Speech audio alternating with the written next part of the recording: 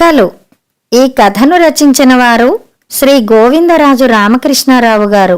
ఈ కథ ఈనాడు ఆదివారంలో 1994 సెప్టెంబర్లో ప్రచురితమైంది. భార్య రుక్మిణమ్మ అందించిన కాఫీ గ్లాసు పైన వేసుకున్న కండువా కొసతో పట్టుకుని రామచంద్రమూర్తి వరండాలోకి వచ్చి ప్రేమ కుర్చీలో కూర్చున్నాడు. గ్లాసు బాగా వేడిగా ఉంది. ఆయనకి కాఫీ పొగలు చిమ్ముతూ ఉండాలి. ఆ ఘుమఘుమలంటే మరీ ఇష్టం. గ్లాస్ కింద పెట్టాడు. రిటైర్ అయిన తర్వాత సాయంత్రం పూట చిన్న గ్లాసుడు కాఫీ తాగడం అలవాటయింది. ఆ తాగేదేదో ఇంట్లో తాగొచ్చు కదా అని రుక్మిణమ్మ అనుకుంటుంది. కానీ ఆ మాట ఎప్పుడూ భర్తతో అనలేదు. అది ఆయన ఇష్టం కాబోలనుకుని సంతోషిస్తుంది. వరండాలో కూర్చుని గోడ అవతల ఎత్తుగా టీవీగా ఆకాశం వైపు శిరస్సు ఎత్తిన రావి చెట్టు వంక చూస్తూ ఏవేవో ఆలోచనలు నెమరు వేసుకుంటూ కాఫీ చప్పరించడం రామచంద్రమూర్తికి ఎంతో ఇష్టం. రామచంద్రమూర్తి ఇంటి పేరు తెలిసిన వారు చాలా తక్కువంటే ఆశ్చర్యపోనక్కర్లేదు. రావి చెట్టు రామచంద్రమూర్తి అంటే ఇట్టే గుర్తుపడతారు.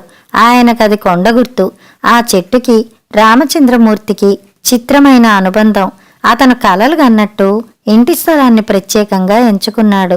2 పడగ్గదులు, హాలు, వంటగది, దేవుడి గది, వరండా ఉండేట్టు ఇల్లు కట్టించుకున్నాడు. ఉద్యోగంలో ఎప్పుడూ మనసుకు మసి అంటనివ్వలేదు. వీలైనంత వరకు నలుగురికి సాయం చేశాడు.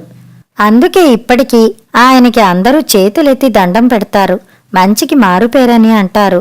జీవితంలో అంతకంటే తృప్తి ఏముంది? రుక్మిణమ్మ ఉత్తమ ఇల్లాలు. 2 కొడుకులు.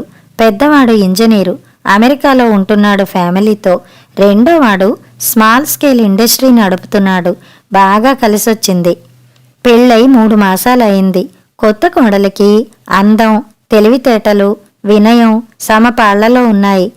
కోడలు వరాల తల్లి అని రుక్మిణమ్మ మురిసిపోతూ ఉంటుంది. రామచంద్రమూర్తి అలాగే అనుకుంటాడు. రావి చెట్టు ఆకులు చిరుగాలికి కూడా గలగలమంటాయి. రామచంద్రమూర్తి హృదయం సున్నితమైంది రావి ఆకుల. కాని ఆ అశ్వత్థం మాదిరి మనిషి గంభీరంగా ఉంటాడు. స్పందనలన్నీ గుండెలోనే. చెట్టుపైన ఉండే పక్షి సంతానాన్ని చూసి ఆనందంతో పరవశిస్తూ ఉంటాడు. వాటితో ఏదో అనిర్వచనీయమైన బంధాన్ని పెంచుకున్నాడు. ఏ పక్షులు ఎప్పుడొస్తాయో వాటి గూళ్ళేవో ఆయనకి బాగా తెలుసు. వాటి సంతానం గురించి ఇంకా బాగా తెలుసు. ఈ మధ్య కొంగల గూడొకటి ఆయన్ని బాగా ఆకర్షిస్తోంది. ఆ గూట్లో 2 పిల్లలున్నాయి. తల్లి కొంగ, తండ్రి కొంగ వచ్చి పిల్లలకి ఆహారం పెడుతూ అవి పొందే ఆనందంలో తాను పాలు పంచుకుంటాడు. పిల్లల కోసం వాటి ఆరాటం చూసి చలించిపోతాడు రామచంద్రమూర్తి. ఆ గూటి వంక చూసిన ప్రతిరోజు పిల్లలు వెనకటి రోజు కంటే పెద్దవిగా కనిపించేవి. విచిత్రం, నోరు లేని ఆ పక్షులు త్వరగా పెరుగుతాయి. సృష్టి నైజం, వింతల్లో వింత. రెక్కలు రాగానే పిల్లలు గూడు వదిలేసి బాహ్య జగత్తులోకి, భవిష్యత్తులోకి దూసుకుపోతాయి. తిరిగి వాటిని చూసే భాగ్యం తల్లి కొంగకు కానీ తండ్రి కొంగకు కానీ ఉండదు. పిల్ల కొంగలు అంతే. కన్నవారిని గురించి ఆలోచిస్తూ కూర్చుంటే వాటి బతుకెలా సాగుతుంది? ఈ పిల్లలే త్వరగా పెద్దవై జంటను వెతుక్కుని ఎక్కడో గూడు కట్టుకుంటాయి. పుట్టిన పిల్లల్ని పెంచుతాయి. ఆ పిల్లలు ఏదో ఒక రోజున వెళ్ళిపోతాయి. ఇది అనంతంగా సాగే క్రమం. మామూలుగానే ఆ రోజు సాయంత్రం రామచంద్రమూర్తి కొంగల గూటి వంక చూశాడు. గుండె గుబేలు మంది. చిన్న చిన్న రెక్కలు కదుపుతూ, నోరు పెద్దగా తెరుస్తూ ఆహారం కోసం ఎదురు చూసే కొంగ పిల్లలు లేవు. క్రితం రోజు సాయంత్రం కూడా ఉన్నాయి. ఎప్పుడెగిరిపోయాయో. కొంగల జంట తిరిగి వస్తే ఎలా? అంత పని అయింది. బోసిపోయిన గూడు చూసి గొల్లుమన్నాయి. వాటి రోదనకి చెట్టుపై ఉన్న మిగిలిన పక్షులు సానుభూతి పలికాయి. వాటికి తెలుసు ఈ ఆక్రందనకర్థం. రామచంద్రమూర్తి మనసు కకావికలమైంది.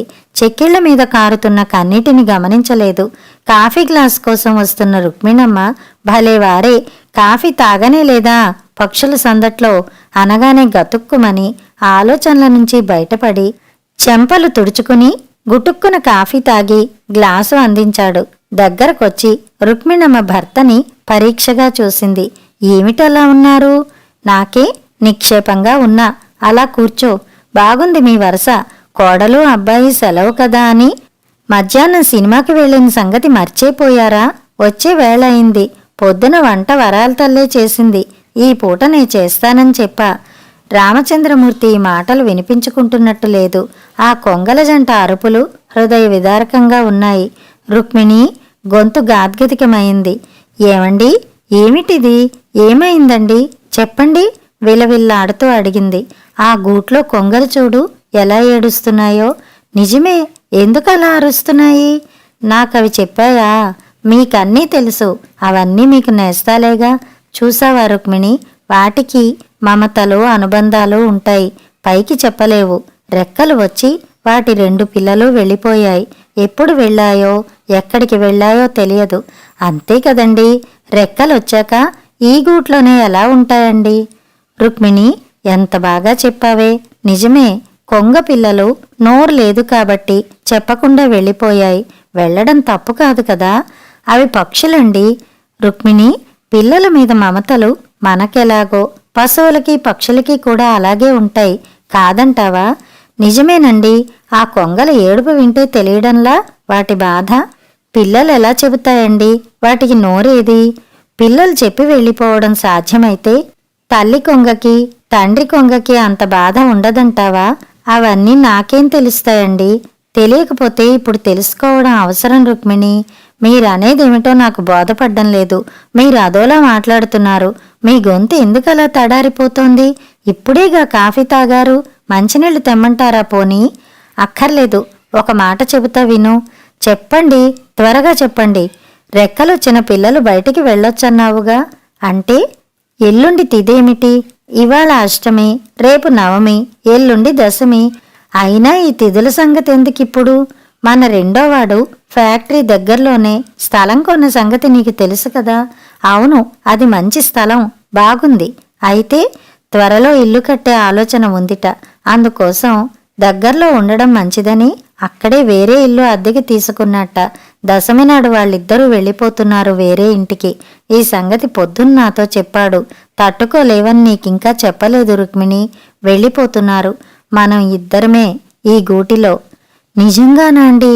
నా వరాల తండ్రి, నా వరాల తల్లి మనల్ని విడిచి వెళ్ళిపోతారా అండి? తప్పదు రుక్మిణి, రెక్కలొచ్చాయి, వెళ్ళక తప్పదు. రుక్మిణి, ఏమండి? కొంగల జంట ఆక్రందన, వృద్ధ దంపతుల రోదన కలిసిన వేదనా స్వరం లోకమంతా వ్యాపించింది. కానీ ఎవరికీ వినిపించలేదు. కథ సమాప్తం.